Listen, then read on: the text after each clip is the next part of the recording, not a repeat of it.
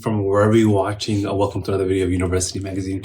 Today we're going to be talking about out of control student number permit that the government claims to be affecting Canadians. As far as we know, international students are not affecting Canadians because they're contributing more than $45 billion to the Canadian economy.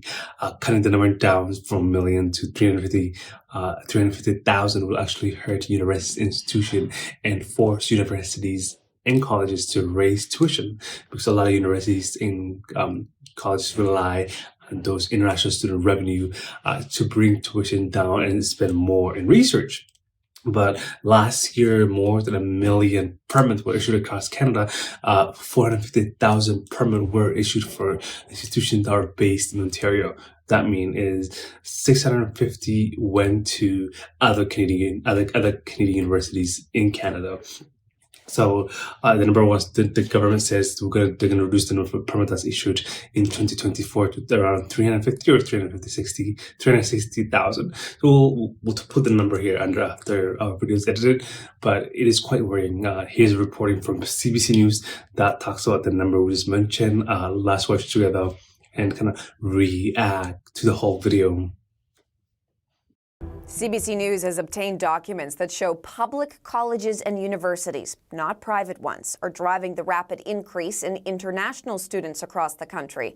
The numbers call into question claims made by both federal and provincial politicians that a handful of bad actors among private colleges were responsible for the situation.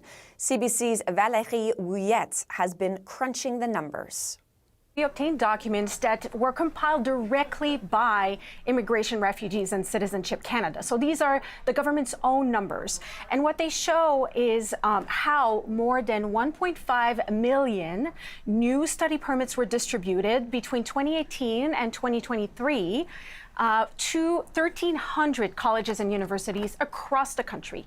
And what we found really flips on its head or goes against what the kind of messaging that we've heard from federal and provincial politicians so far about the reasons why this cap had to be put nationwide. Our first finding, and you can see on the graphics here, is that the top 10 schools that had the most study permits approved last year, 9 of them are in Ontario. And in fact, 8 of them are Ontario public colleges. And here's how much their numbers for these specific schools have increased since 2018. So as we can see, some schools have doubled or tripled the volume of new study permits that are approved by the federal government every single year.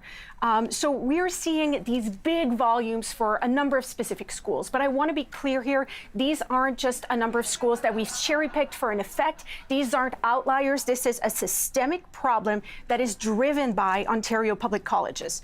Ontario public colleges alone account for 40% of all permits issued nationwide last year. So we're talking about a disproportionate representation of approved study permits coming specifically from Ontario and specifically public institutions. And Valerie, as you point out there, this is not really in line with what we have heard from some politicians recently, but we did just a few moments ago hear from some federal ministers reacting on their way into cabinet. What are they saying? Our colleagues on the Hill put the question to Immigration Minister Mark Miller. Here's what he had to say. No, not at all. I mean, obviously private colleges have their responsibility. The private-public relationships and arrangements do have had an exponential jump. You have the Conestogas, the Senecas of the world. They have some of the highest asylum claims in Canada. They're in the top 10, 800 last year. That is totally unacceptable. That spike is alarming, and that spike exists in the public schools as well. They have some work to do in terms of the quality of the education that they provide to these people and the people that they engage to recruit people abroad. So there's a responsibility to go around, Catherine. I just think that some of the really, really bad actors are in the private sphere, and those need to be shut down. But there is responsibility across the board, and we're willing to assume it. We just need the provinces in question, in this case Ontario, to assume their responsibility. So that was Minister Mark Miller responding to CBC's findings this morning that, this crisis was not in fact driven by a couple of bad actors that are private colleges. And you can hear in his response that he's still reiterating that point that, when it comes to quality of education, the government wants to go after some specific private colleges. But you also heard him mention that now he's saying public schools as well across the board.